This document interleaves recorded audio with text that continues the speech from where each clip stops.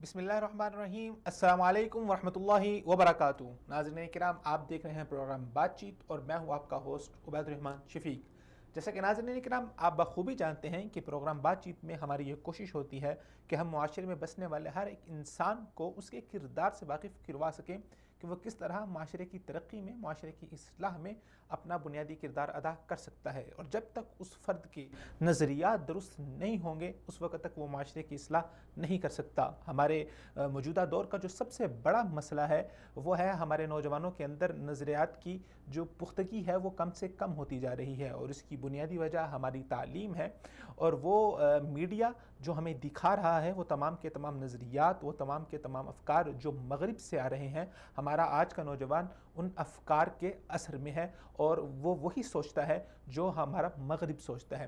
تو مغرب نے بہت ترقی کی، ان کی ترقی سے کسی طرح کی چشم پوشی نہیں کی جا سکتی، اور ان کی ترقی سے جس قدر ہو سکے استفادہ بھی کرنا چاہیے، لیکن اس ترقی کے ساتھ ساتھ جو چیز ایک زہر قاتل ہے اور جو ہمارے معاشرے کو بالکل برباد کر رہی ہے وہ ہے ان کی نظریات۔ ان کے نظریات اگر ہم ان کے معاشرے میں دیکھیں تو انہوں نے کس طرح سے معاشرے کو تباہ کر دیا ہے، معاشرتی نظام کو تباہ کر دیا ہے، گھریلو نظام کو تباہ کر دیا ہے، خاندانی نظام کو تباہ کر دیا ہے، اور اب وہاں پر سچویشن یہاں تک پہنچ گئی ہے کہ باقاعدہ طور پہ ماں باپ کو گھروں میں رکھنا گوارا نہیں کیا جاتا، ان کے لیے باقاعدہ طور پہ اولڈ ہوم بنائے جاتے ہیں جہاں پر ماں باپ کو چھوڑ کے آ جاتا ہے۔ وہاں پر جو بچے ہیں وہ میڈز کے ہاتھوں پلتے ہیں، باپ بھی نوکری کرتا ہے، ماں بھی نوکری کرتی ہے، ان کے پاس اتنا ٹائم نہیں ہے کہ وہ اپنے بچوں کو ٹائم دے سکیں، اور زیادہ تر لوگ تو وہاں پر اب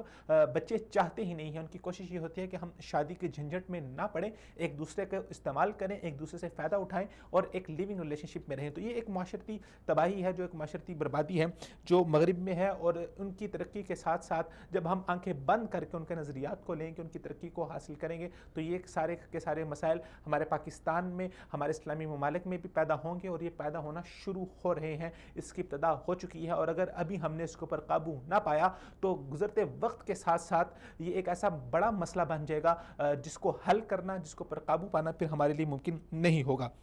اس حوالے سے بہت کم لوگ ہیں جو پاکستان میں کام کر رہے ہیں، انہی کم لوگوں میں سے، انہی چنیدہ لوگوں میں سے ایک معروف نام جناب محمد حسین میمن صاحب کا،